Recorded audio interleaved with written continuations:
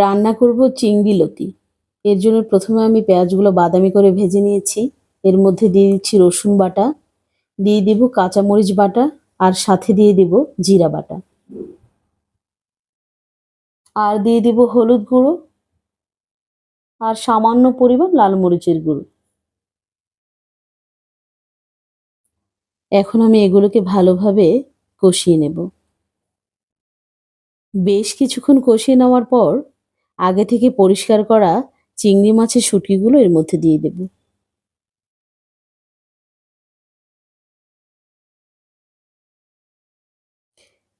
লতি চিংড়ি আমি যেভাবেই রান্না করি না কেন আমার ভীষণ মজার একটা খাবার। আমি যদি চিংড়ি শুটকি দিয়েও রান্না করি তাতেও আমার ভালো লাগে, এমনি রান্না করলেও ভালো লাগে, আর যদি মাছ দিয়ে রান্না করি তাহলেও ভালো লাগে। সবথেকে ভালো লাগে চিংড়ি দিয়ে, তা না হলে চিংড়ি শুটকি দিয়ে।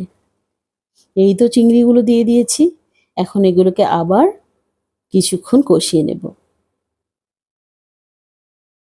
এগুলোকে ভালোভাবে কিছুক্ষণ কষিয়ে নিয়ে সামান্য পরিমাণ পানি দিয়ে দেব।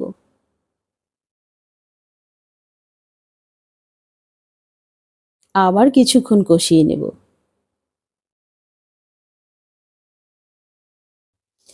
মশলা আর চিংড়ি শুটকিগুলো ভালোভাবে যখন কষানো হয়ে যাবে এর মধ্যে দিয়ে দিব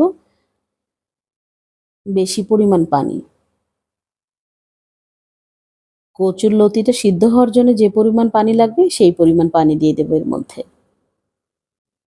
আগের পানিগুলো শুকিয়ে আসছে, এখন আমি আবার বেশি পরিমাণ পানি দিয়ে দেবো এর মধ্যে।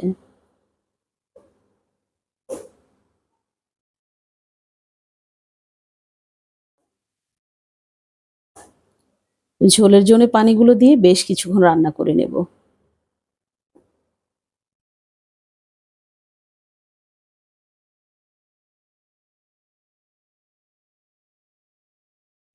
বেশ কিছুক্ষণ এগুলোকে রান্না করে নিলে ঝোলটা যখন একটু কমে আসবে তখনই দিয়ে দেবো এর মধ্যে কচি লতিগুলো। আমি লবণটাও দিয়ে দিয়েছি এর মধ্যে।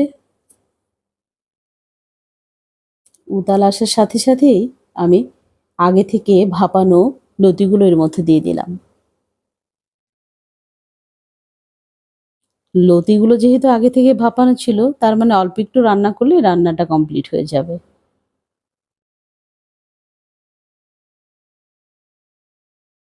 খুবই সহজ উপায়ে, খুবই সাধারণভাবে লতি রান্নার রেসিপি। যদি আপনাদের ভালো লাগে আমি যেভাবে রান্না করেছি। আল্লাহ হাফেজ।